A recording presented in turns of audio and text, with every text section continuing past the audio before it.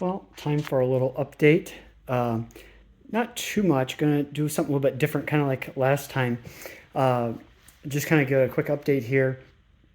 Was not able to get the tires aligned, did the front end alignment because the tires in the rear are so big, there's not enough room between the tire itself and the fender well for them. I guess they have machines now go around the tire, and so it won't go in.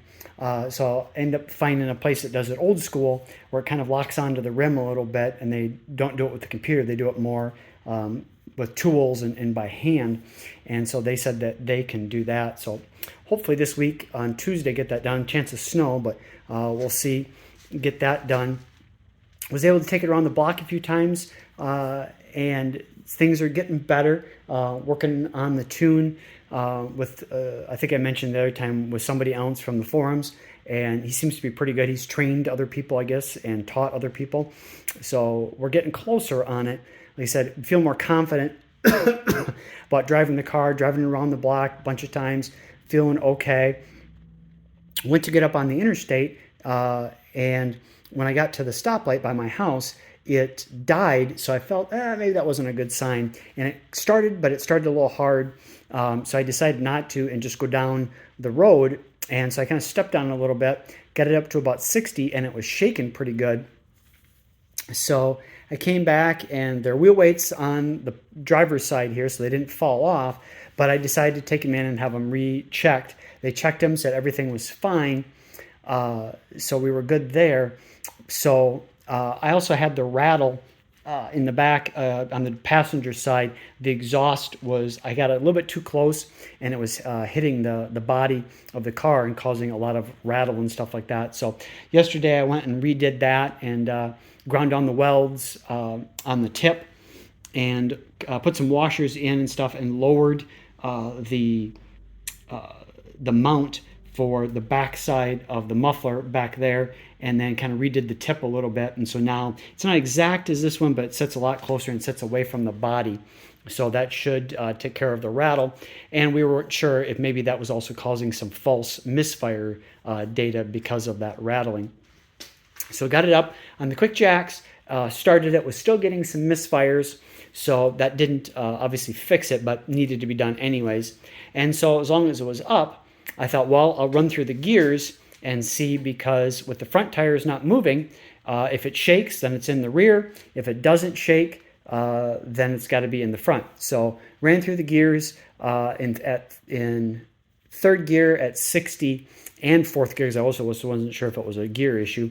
It doesn't seem to shake. There's a little bit of vibration shake, but I think that's just because, of how it's sitting up. And obviously the wheels rotating that fast. I think there's a little bit, but it was nowhere near the physical just shaking of the whole car that I felt on that. So I think it's in the front end. So hopefully get the front end aligned this time. And I'm also going to ask them to check the two front tires again, just double check them, double check the shop, and make sure that they were okay.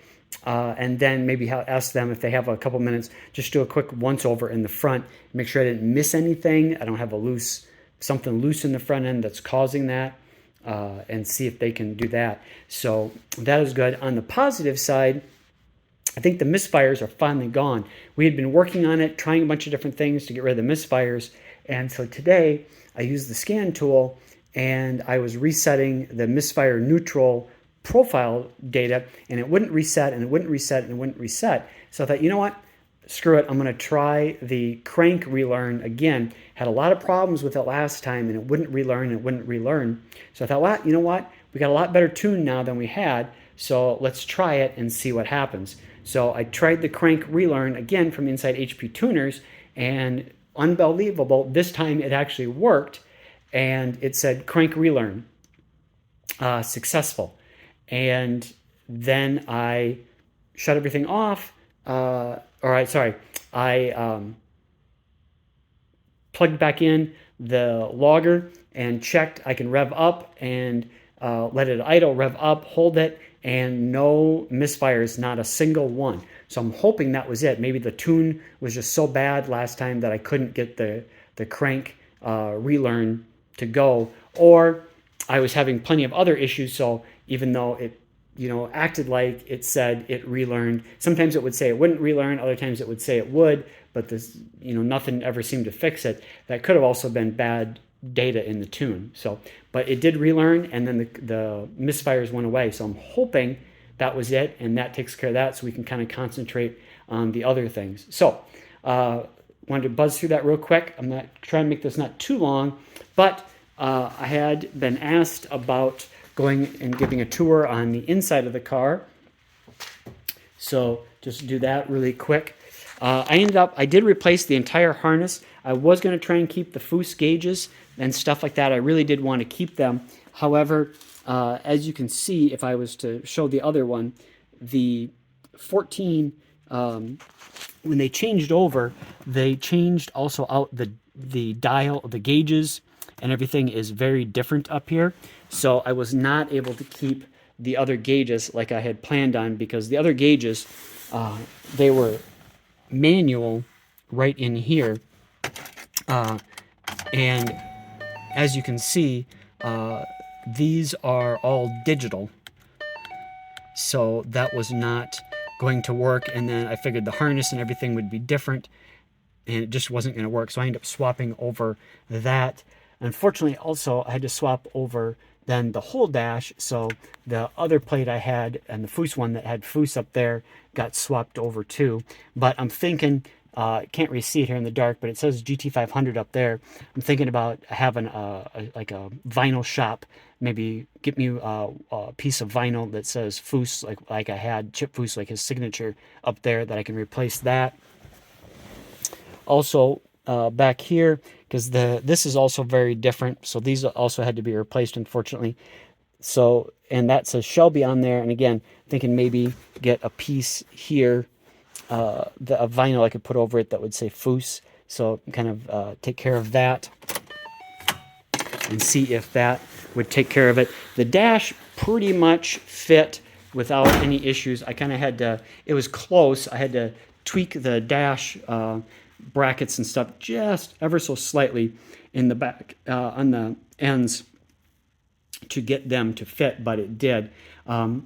As far as the other challenges and stuff like that, there were a lot of challenges over the way. I was swapping out the entire harness and the taillights, and even something as simple as the mirrors, and the control for the mirrors, was a big ordeal because they changed so many things from 7 to 14 that you wouldn't think something as simple as the mirror or the controls for the windows would change, but they did. So I did cover all that pretty well, I think, when I was going through all the videos as I was working on that stuff over the years, and kind of gave some detail on that. If there is a question in regards to something specific, obviously the car's all together now, so I wouldn't be able to show, but I can try to give you the best I can explanation of what I had to do for something specific, a specific challenge I had or an issue that I had or something like that, as far as to get things going. And also, since this has been about a 4.5-year project, I will also do my best, if that is something anybody wants to know more about, to try and recollect my memory from the last 4 years as to what I did for that specific thing. Like I said, even, you can't see the, just barely see the pop-up here, for the latch piece, because even that was different. And in 14, they don't have the key, they don't use keys anymore. It's all from a fob, from a remote. So in the back here, this was all different controls of this, because this is not even here anymore in the 14. It's just basically a solid piece. So lots of different challenges like that. But I won't make the video too long. So just kind of wanted to give a quick rundown on where we're at.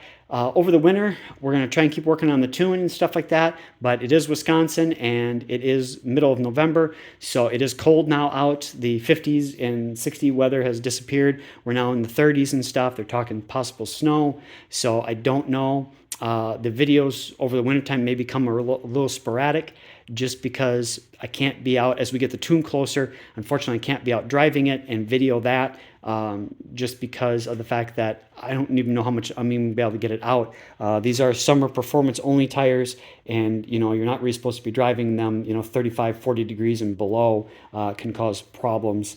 They get hard and can crack and stuff. So I'm not sure what's going to go on with that, but will do my best to keep it up. I do have a bunch of little things. I need to get the bumper repainted and some other things in the rear and a bunch of other little things like that. So, there will be some things like that, but not any major ones. I may try to, run it in place as best I can. Obviously, there's no load on the car really, but as we work on the tune, I may just try running it in place a little bit and going through the gears and see if that'll give him some data or not. But sorry, I said I was gonna keep this short, and now we're over 10 minutes, so I will cut it off there. But like I said, if there's anything specific anybody wants me to go over or talk about in particular, I will do my best. Thanks. Bye.